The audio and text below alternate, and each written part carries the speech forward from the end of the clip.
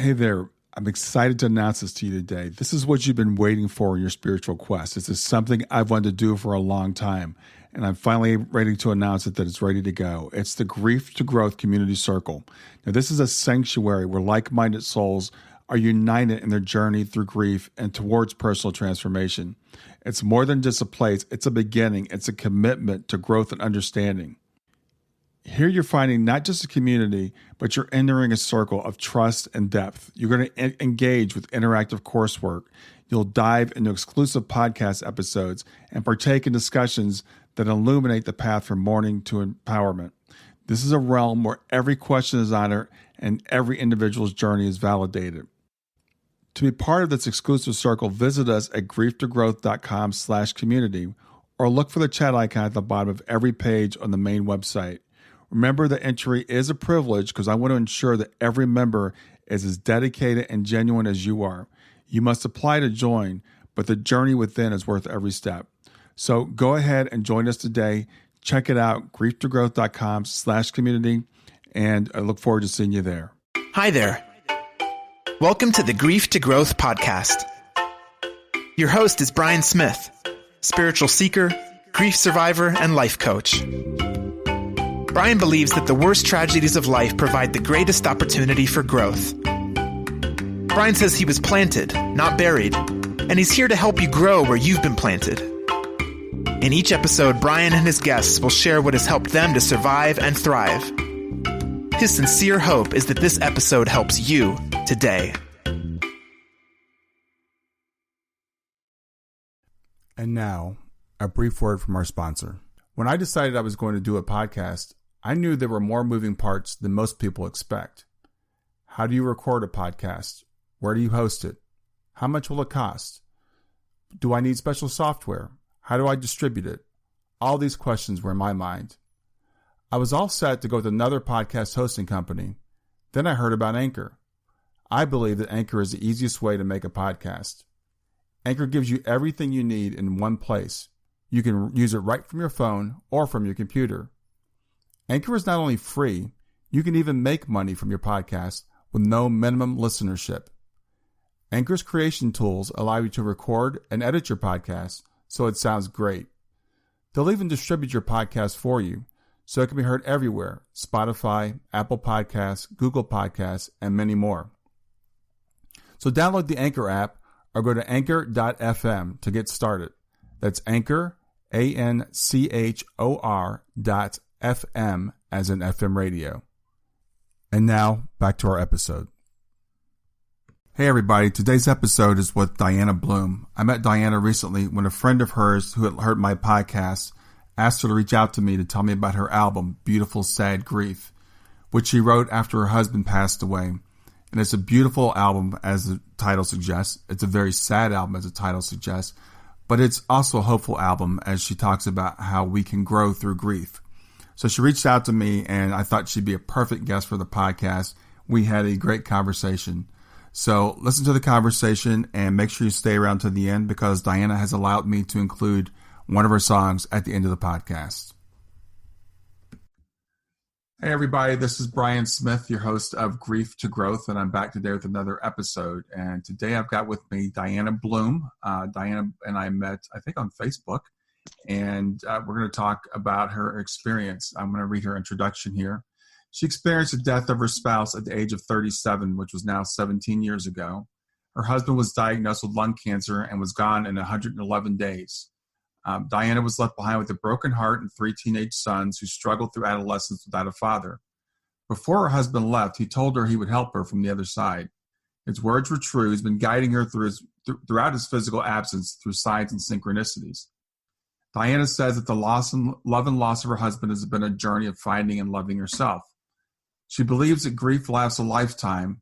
It's a process developing a new kind of relationship to the departed, a soul-to-soul connection. Diana has learned through the years that grief is like the ocean tides. It ebbs and flows, and it comes and goes. It's sometimes rough and hard and high, other times gentle and soft and low. But it always comes in and always goes out, and what remains is love. Diana's most prestigious role in life has been a wife to Mark and a mother to her now 3 grown sons. She holds a 200-hour certification in Hatha Yoga, 300-hour yoga therapy certificate, as well as a trauma-informed brain sensitivity training.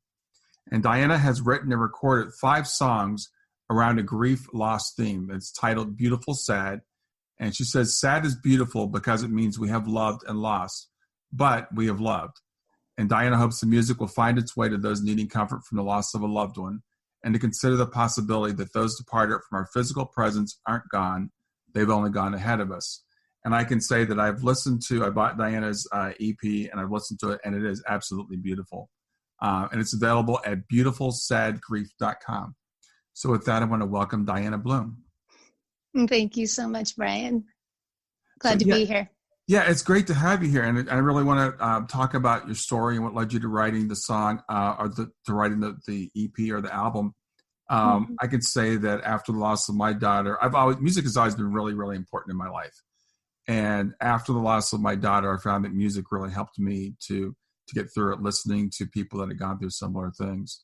So talk about, the loss of your husband and your grief journey since then. Sure. I love talking about him. I was just telling a friend today, I sure hope someone's talking about me 17 years after I'm gone. Yeah. And so, he was a rock in my life. He was my first boyfriend. We met in high school and fell in love and got married and had a family. And he really was the banks of my river, so I could flow. He just, in so many ways, he was, was lover, friend, father, nurturing, that nurturing presence, and then the co-parent to our children. And when he was diagnosed, it was like a lightning bolt struck, and he was gone so fast. But what a journey, to love like that, to love like that all these years later, it's still with me. I can still tell. Here. Yeah. I'm sorry, I don't remember exactly the question you asked me. Well, to talk about. Just talk about your journey since then. I know the diagnosis, obviously, he was a young man at the time, so it must have taken you quite a bit aback. You said you had 3 young sons. So, they were 12, 14, and 16. Yeah. We were very strong Christians involved in our church, and in this whole time of his sickness, we prayed for his healing. Yeah. And we believed it. In fact, there was a moment about a week before Mark left that I finally went to my boys and said, Dad's not going to make it. And my middle son, Aaron, said, God can still heal him. And if that's not faith, I don't know what is, So we lived in this illusion of God being like a magician and answering our prayer and giving us what we wanted. And Mark said at one point, he opened his eyes and said, you guys don't understand the healing. So he didn't get cured, but I know there was a lot of healing for his soul as he went through the cancer journey. Yeah. So it's been a wild, messy, beautiful 17 years. Yeah. The things that you think you never would have done, and then you're faced with this extreme pain. It's like you're not even yourself anymore. That's my experience anyway. I had a lot of messy years. Yeah. That were what they needed to be to get me to where I am today. So how did your faith come through the passing of your husband? You said you prayed for his healing and you didn't get physical healing. So how did that affect you and your boys? That's a great question. We lost our faith ultimately in the God that we thought we knew, right? Right. The fundamentalist Christian God. It was perfect for us until it wasn't. Right. Our life was spent in the church. I was a music worship leader, and Mark was a drummer. So we shared that music together. Mm-hmm. We were there Sunday morning, Sunday night, Wednesday night. That was what our family knew. That was our social outlet. I stayed in the church for about 3 years after he died. And this was the church that he was raised in as well. And then I just came to a point where I didn't feel any comfort or healing. Not because anyone was doing anything wrong. At the time, I thought they were, of course. But everyone stopped talking about him. Yeah. It's like, oh, well, he's in heaven now, and we buried him. And, this is the package that it comes in, and it's all okay, right? Yeah. And it wasn't. And so I ultimately left the church in the small town where we were both raised. And, it got kind of messy. Yeah. Yeah, I think that's, like you said, that type of faith in that Santa Claus kind of God is great, is fine until it isn't, right? Until something like this really happens, and then we question, why did God, let him die? Why didn't God heal him? And it kind of sets us on a whole new faith journey in a lot of cases. Stay with us. We'll be right back. Hey there, something I want to tell you about today. My podcast platform, Buzzsprout, has recently made it easier for me to allow you to support me financially. Go to www.grieftogrowth.com/subscribe. That's grief2growth.com/subscribe. And once you're there, you can sign up to support me financially. Now, you can do it for as little as $3 a month, or of course, as much as you'd like. If you do that, you'll get access to bonus episodes, and you'll see those in the regular feed. They'll have a lock on them. But when you become a subscriber, you'll actually get access to your own private feed, and you'll be able to listen to the regular podcast along with the bonus podcast for the subscribers.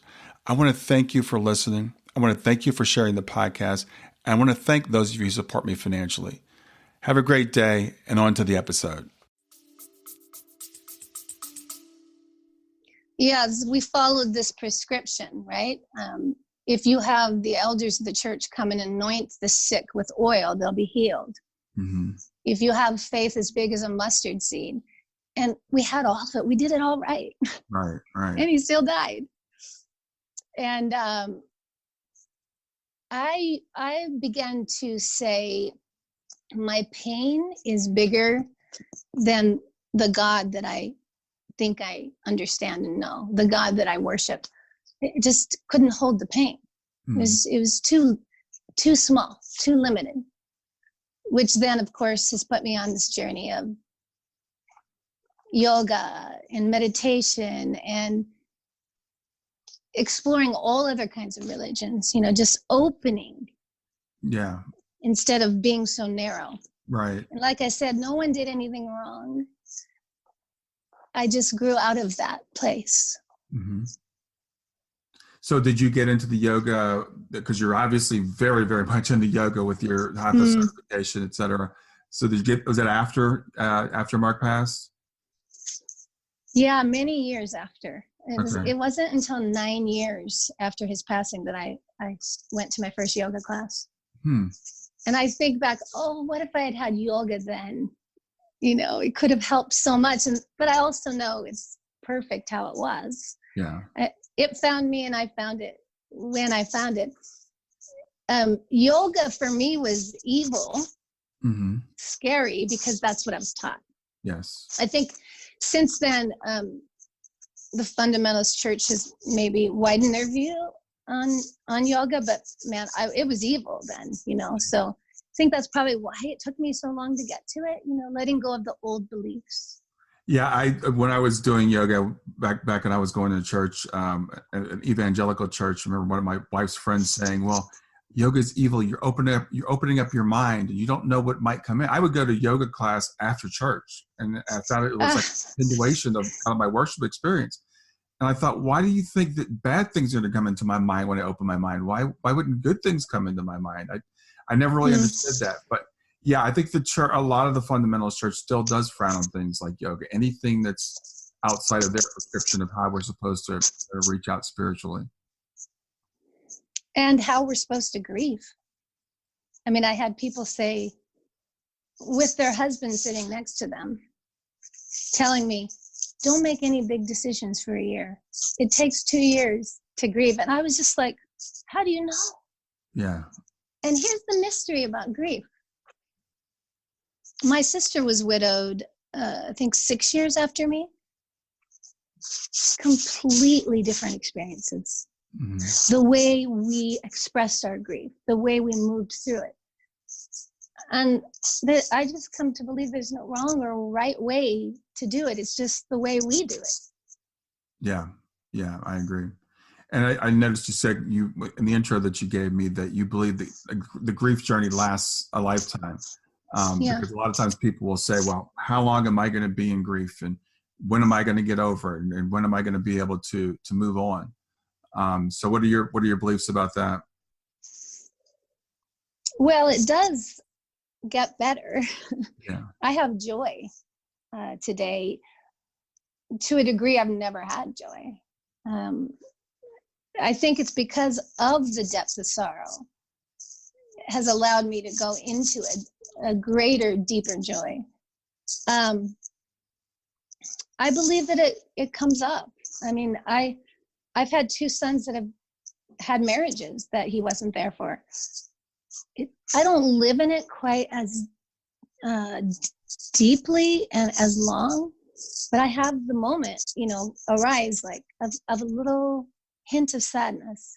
Mm-hmm. But mostly grief for me has been integrated and metabolized into my daily life, into my body, into my heart. Like it's here with the joy. I don't know if that makes sense, if I'm making sense or just rambling, but. No, you're definitely making sense. Yeah. I don't think we can put a limit or a linear timeline on it, And here's the irony. I was thinking about this the other day. The further time that's passed since he left, the closer and nearer he is to me. Because I'm now developed a relationship with his soul. Mm-hmm. You accept that the body's gone over whatever period of time it takes. Yeah. And early on, I slept.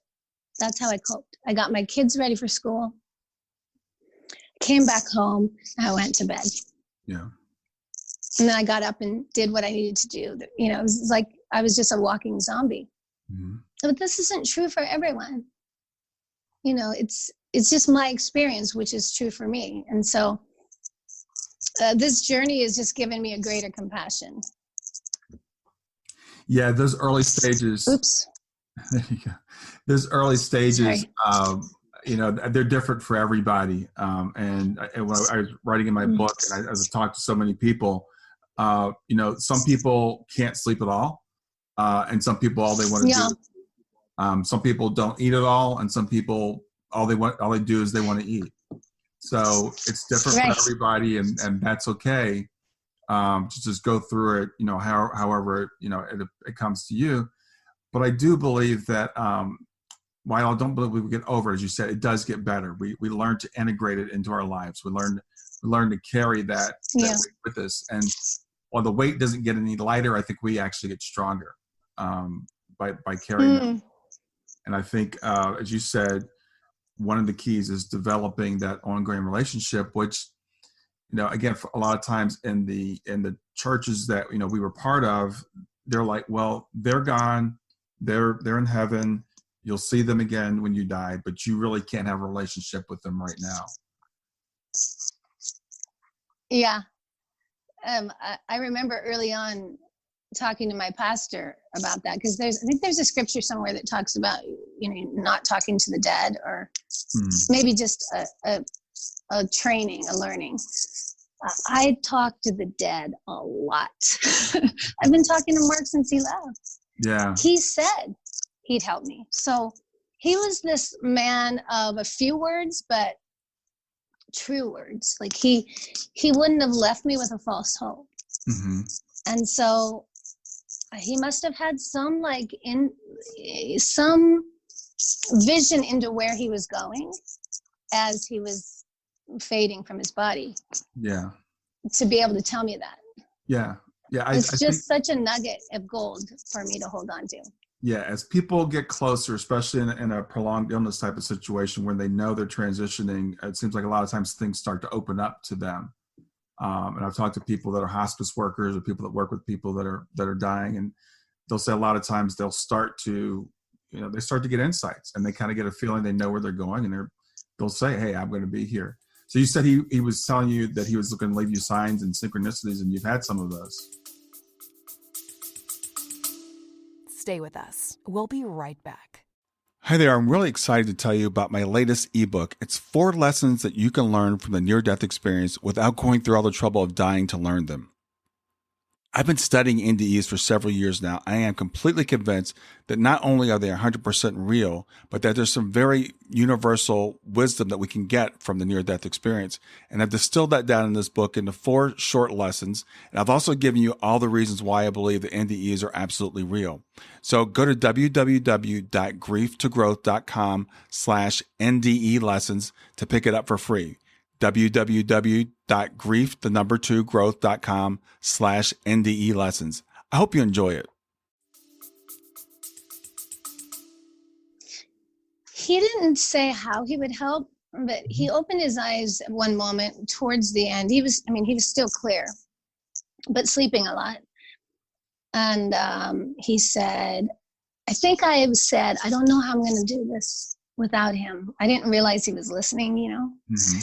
And his parents were there, and he opened his eyes and he rolled them and he said, don't worry, I'll help you from the other side. And that didn't really line up with our beliefs. Right. So I said, what in the world are you talking about? And he said, just trust me.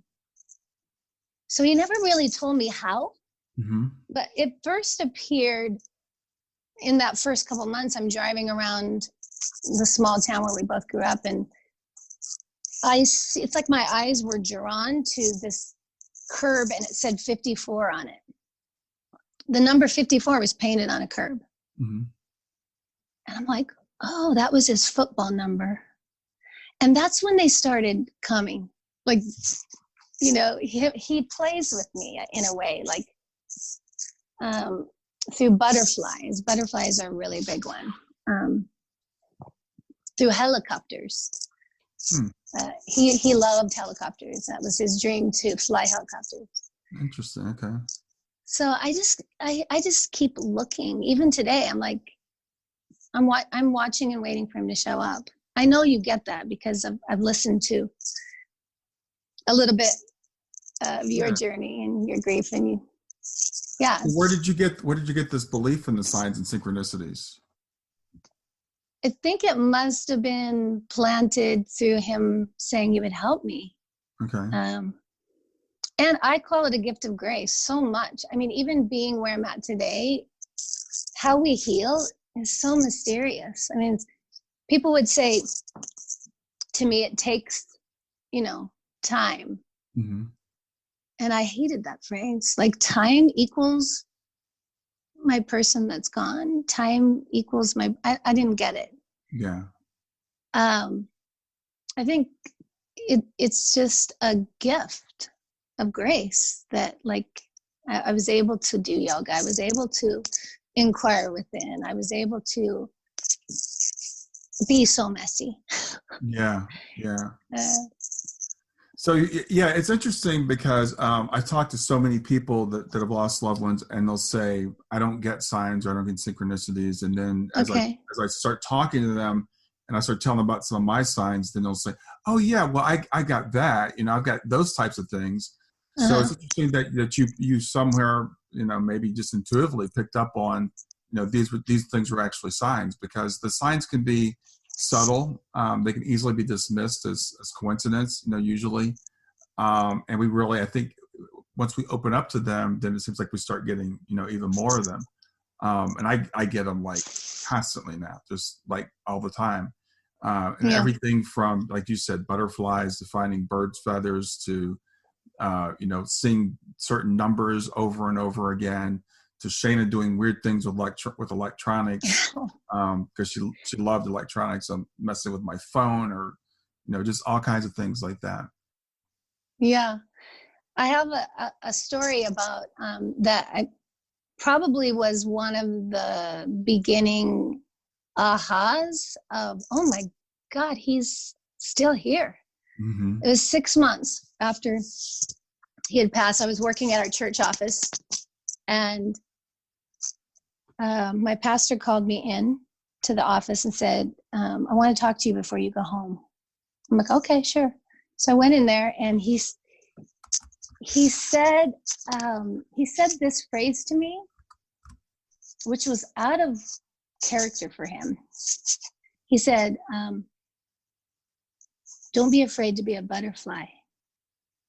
And I was like, kind of an odd thing for him to say to me, but I was like, okay. Got in my car. Instantly I heard, go home and look for the book that Mark bought you before he was diagnosed. So a week before he was diagnosed, we were trying to get to the bottom of why he had a tickle in his throat. So he was at an ear, nose, and throat specialist in the city. On the way home, he stopped at a bookstore and got me a book. Of course, he was diagnosed 4 days later. So the book got shelved and forgotten about. Oh, yeah. I got in the car after he said, don't be afraid to be a butterfly. And bam, go find that book. And I did, and there's butterflies all over it. Oh, wow. Wow. And it's like, that was like so mystical to me. I was like, how did that happen? I was like, oh, Mark's, wherever he is, he's trying to get my attention. Yeah. Yeah. And that's one of those things that, it's a timing thing. And it seems, from what I've figured out, is like they can put thoughts in our heads. So people like, why is this song playing on the radio at this certain time? Or, right when I think about it, and this happens, or something like that, where, it's just this, the thing about that sign, it's all about the timing. It's about what he said to you, about the thought that came in your head, finding the book, and then it just all kind of ties together. And it's miraculous the way that works. It is. I think it's also about our readiness to receive it, and openness. Yeah, because they're always there. The signs are always there. Sometimes we might miss them. So it's like what we're paying attention to is what we're seeing. Yeah. So it's been 17 years. You said you discovered yoga like 17 or 9 years, you said, after Mark had passed. So how has your grief changed over the years, and what types of things have helped you? How has yoga helped you? Yeah. Yoga, I was just thinking about this. Without yoga, I don't think I'd feel so good in my body. That I don't think I would trust life as much. Of course, there was other spokes in the wheel. I did an Al-Anon program. I did body talk, which is kind of an energy healing modality, and talk therapy, group therapy. I mean, I've pretty much done whatever I could do to heal. Yeah, yeah. Do you know that quote by Rilke? It says, it's going to be a paraphrase, but love and death are the two great gifts passed down to us, mostly that go unopened. And my journey, my experience has been about like opening this gift of grief. Yeah, it's here, it's here. I might as well. But what yoga has done for me is helped me return to the somatic, but to the sensations in the body. Interesting. Okay. So the brain wants to resolve things, right?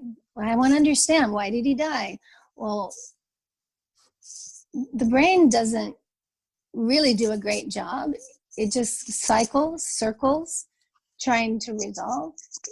This is my experience. The body is where it's stored. And so yoga has helped me tremendously, just being with the impermanence of the breath, the thought, the sensation. It's always fluctuating and changing. So I did a 200-hour training in 2016, which was, the setup for it was 9 months going to the country on a farm with 16 other women. So we practiced together, we ate together, we slept there on the property together. And it was tremendously healing to be in a circle of beautiful, strong, creative women and get to include myself in it. Like, there's enough beauty, love, creativity for all of us.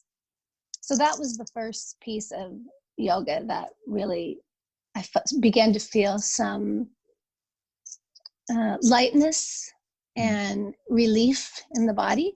Mm-hmm. So that's 14 years, after Wow.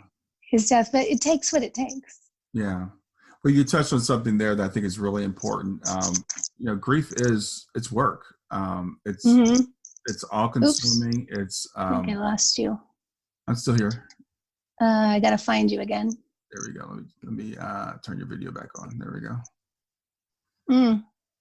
I can still hear your video's just turned off. Oh, okay. I don't know how to turn it back on. I'm sorry.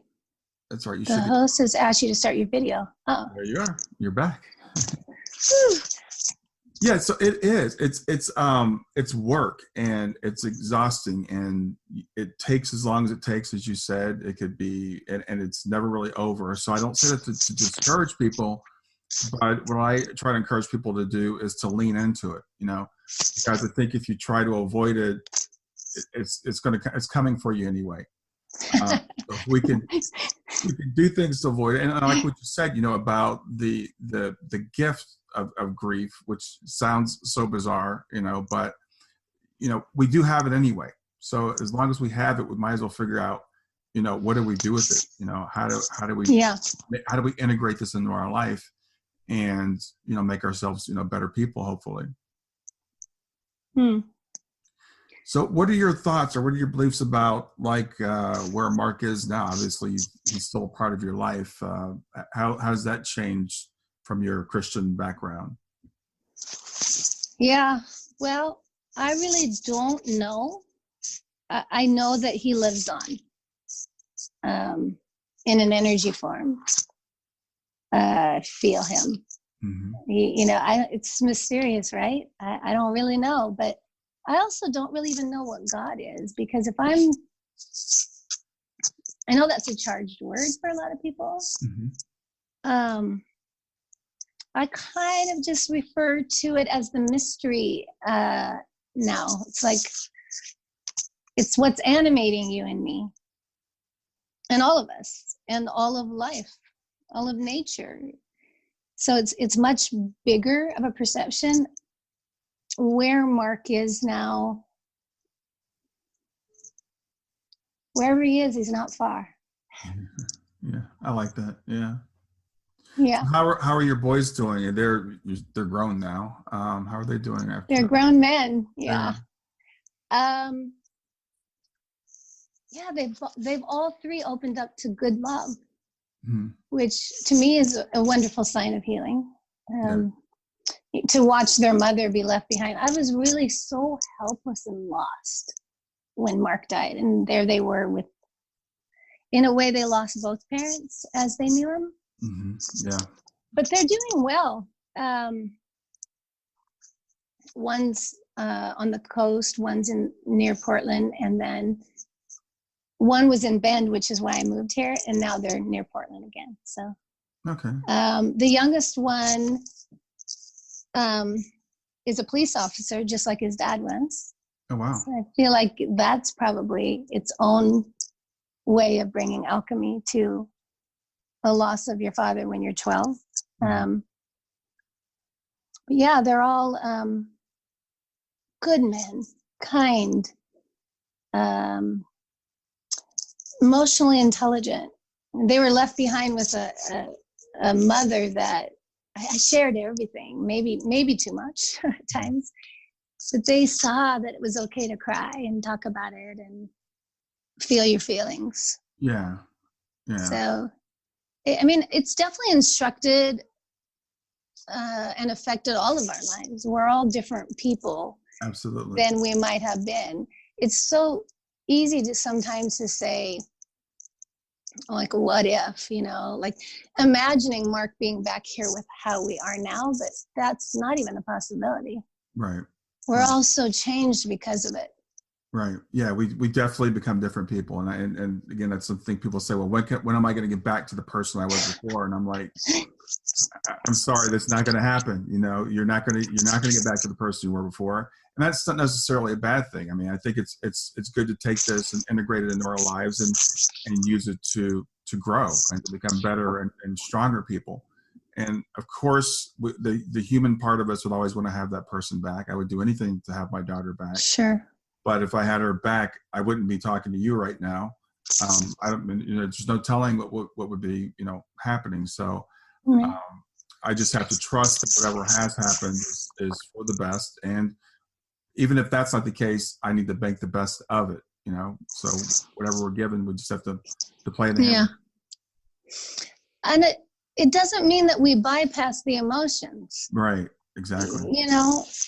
We're sad when we're sad. Yeah. I was talking to a friend this morning about survivor's guilt. I don't know how that's been for you. I have really suffered with it. And I can see now that even before he died, I had a little bit of guilt around living full and joyfully. Yeah. Who knows where that comes from, right? Maybe our culture and definitely our conditioning. Maybe, it's inherited trauma.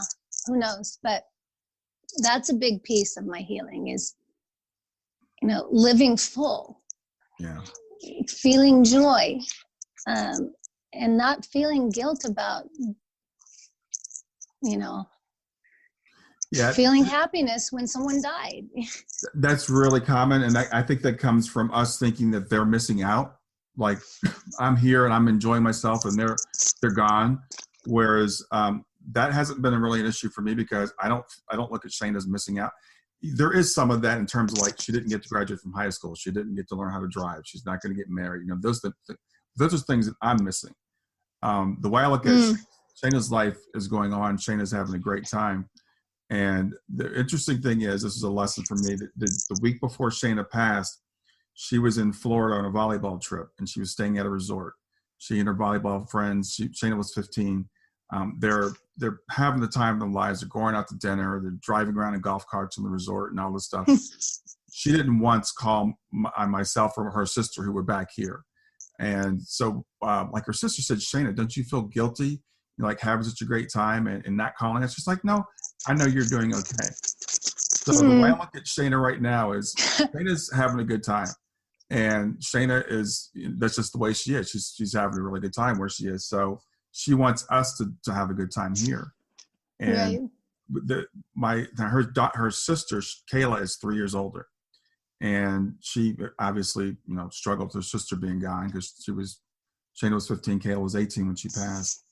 But we had a medium tell Kayla, Shayna told her through this medium, she said, don't feel guilty about going on and living your life because I'm with you and I'm living, vicariously through you. So when you have kids, I'll be there. When you get married, I'll be there.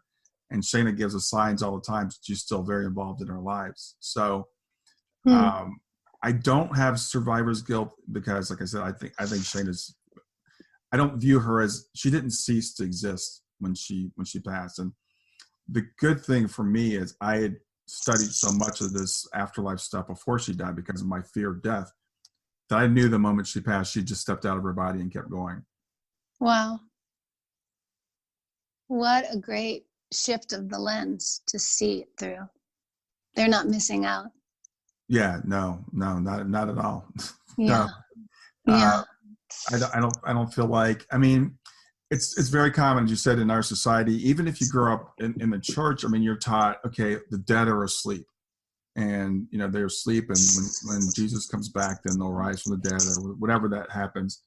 I don't look at it that way anymore.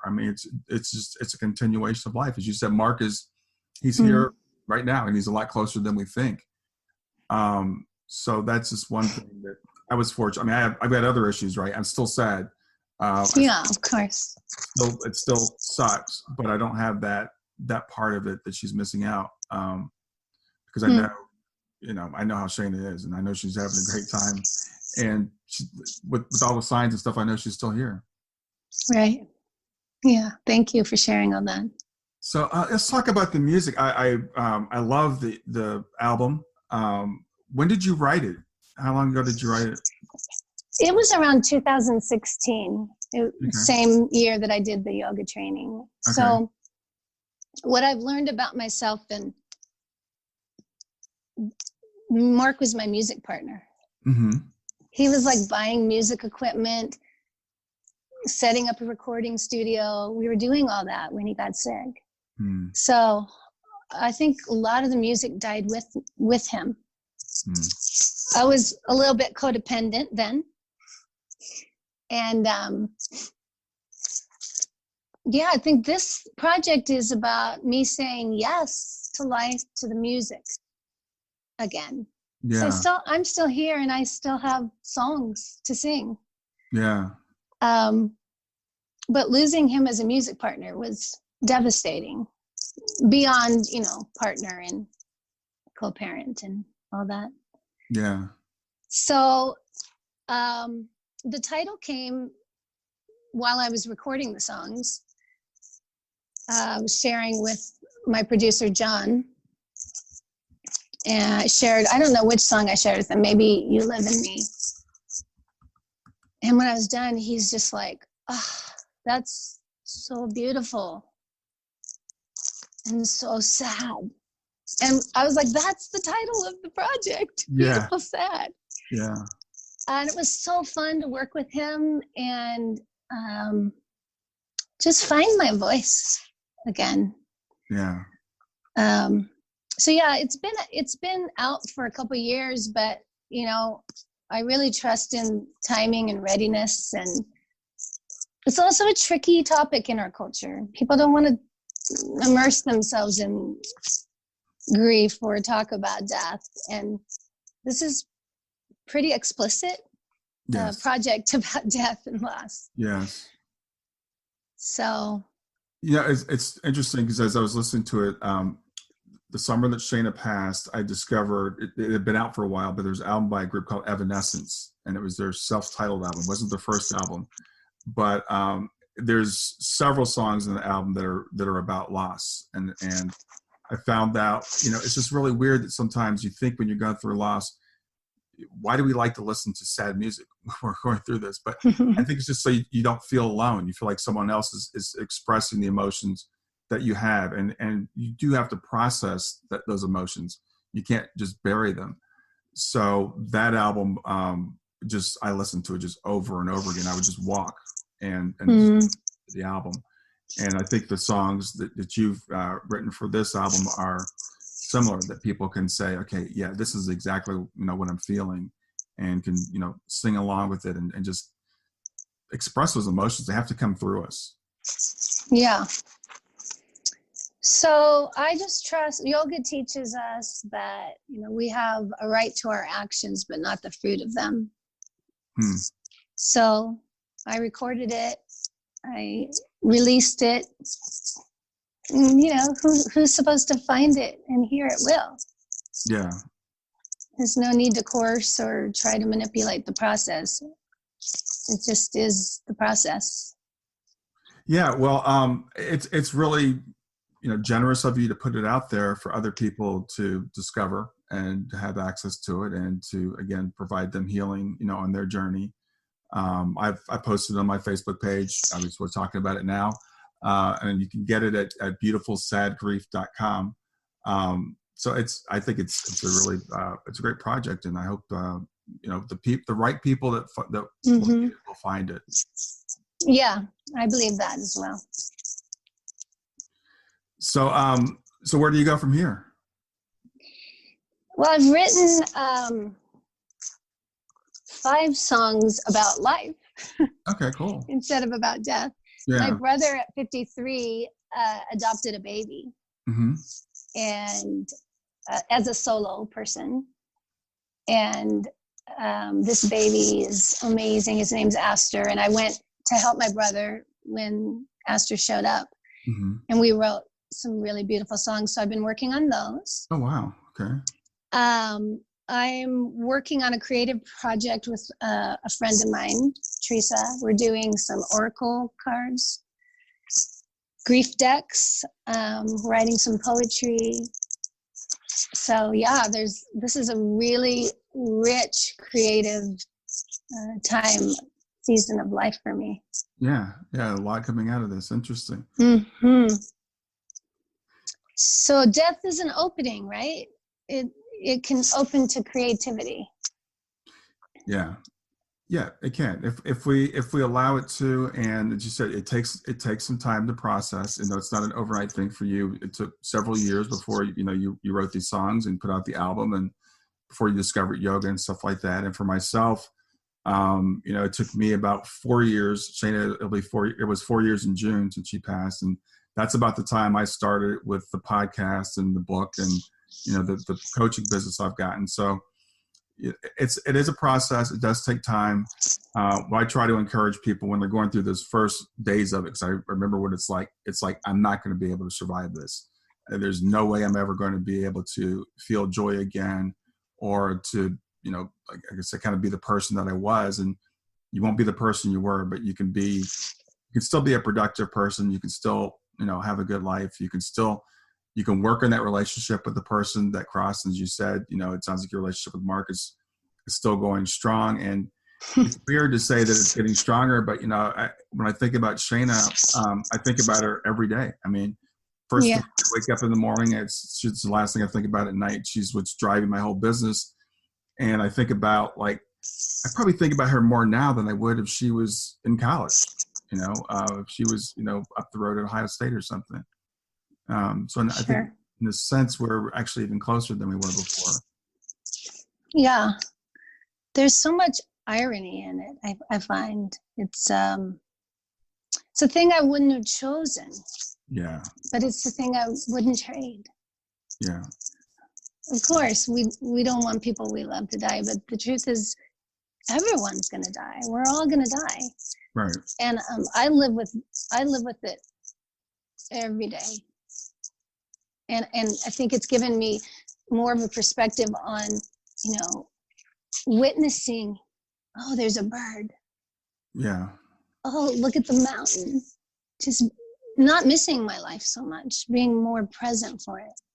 Yeah. There's something about, it's interesting because people that have gone through this, I think most of us lose our fear of death, right? We don't, I had an extreme fear of death at one point, but I've completely lost that. Mm. But it does help us, I think, to just keep in perspective that life is short, which, and it's precious. But for me, it's a matter of I will see her again. So I look forward to that. I look forward to seeing her again. It probably won't be anytime real soon, but it's all relative. But, in the scheme of things, even if it's 30, 40 years, that's not that long. No, it's not. So we just have to do the best we can, while we're still here and know they're here with us. Yeah, I brought a poem that, can I read a poem? Oh, absolutely, sure. Do we still have time? Oh, absolutely, yeah. Yeah. So I've been doing this creative project with my friend Teresa, and oftentimes it's in the morning. I'll start off with a text that's the beginning of a poem. And then she writes back. And so we're doing this poetry together that's a back and forth stream of consciousness that's really beautiful. And so this one's called Beyond the Veil. All right. Just beyond a thin veil, I imagine our embrace, a tickling sensation beneath my skin. I vibe with your essence. You're still here in me like a river, in my veins like a constant tide. You come in and go out and come in again. Sure and true like the light in my eyes. The thrumming of my heart, subtle, quiet. I try not to take you for granted. I will be your shore and let the waves of your presence touch in. I will let your love wash over me. I will carry the light of you so others can see your grace. Oh. Wherever you are isn't far. I close my eyes and find you within, just beyond a thin veil. I imagine our embrace. Wow, that is very nice. Thank you. I have to say, I'm not really into poetry, but that was beautiful. Well, thank you for letting me read it. Yeah, no, that was beautiful. Thanks. I think it's a great way to end. Diana, I want to say, again, thank you for being here. Thank you for sharing yourself, your story, for sharing your music. And I'm sure that this episode will help some people. Appreciate that. Absolutely. I'm so grateful. Thank you for responding back to my Facebook request. And yeah, sure. It's been so great to chat with you. Yeah, it's been great talking to you. I'll see you soon. Okay, Brian. And now here's a little bonus. Diana has graciously allowed me to include one of the tracks from her album at the end of this episode. So I'm going to include the track 6 Feet Under because I think it beautifully expresses the message of Grief to Growth, which is that we are planted, not buried. So I hope you enjoyed the song. If you do, make sure you go over to www.beautifulsadgrief and pick up the album.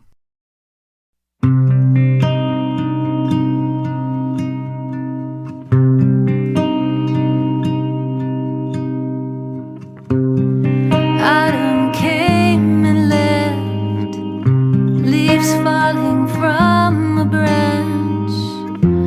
We fell away, everything changed. A starless sky above always reminds me of I couldn't breathe. Earth covered me. I lost myself 6 feet underground.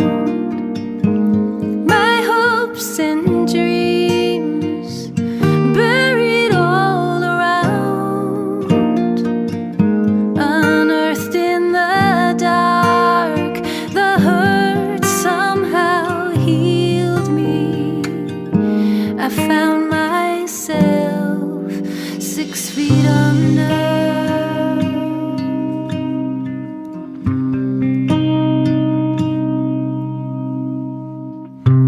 Oh, fragile dust of day, we come like summer rain, then fade into air,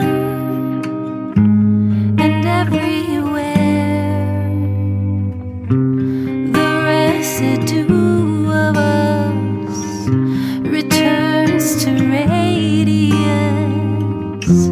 So kiss me again, sun on my skin. I lost myself 6 feet underground. My hopes and dreams buried all around. Unearthed in the dark, the hurt somehow healed me. I found myself 6 feet under.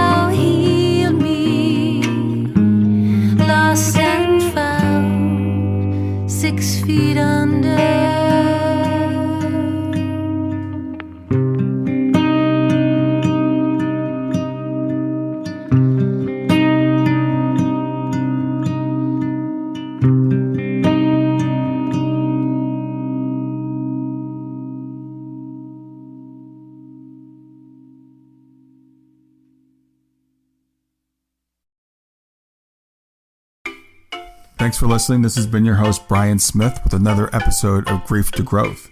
I am a life coach and a grief partner. If you're interested in my services, please go over to www.grieftogrowth.com. It's www.grief2growth.com. And there you can sign up for a free half-hour consultation if you're interested. Also, please leave me a review on iTunes. That helps more people find the podcast and gets me out to a wider audience. And lastly, if you'd like to support me financially, I do have a Patreon page. So it's www.patreon, that's patreon.com/grief2growth.com. If you support me on Patreon, you get access to bonus materials, which I'll be putting out on a regular basis. Thanks a lot. Hope you have a wonderful day. Hi there. I hope you enjoyed this latest episode of the podcast, and I'd love to hear your thoughts. What questions came up for you? What did you like about it? What didn't you like about it? I invite you to visit us at grieftogrowth.circle.so. That's grief2growth.circle.so to continue the conversation with me and with other listeners. It's a space to sound off, to share reactions, and to go deeper into the topics from the show. I look forward to chatting more, and I hope to see you there.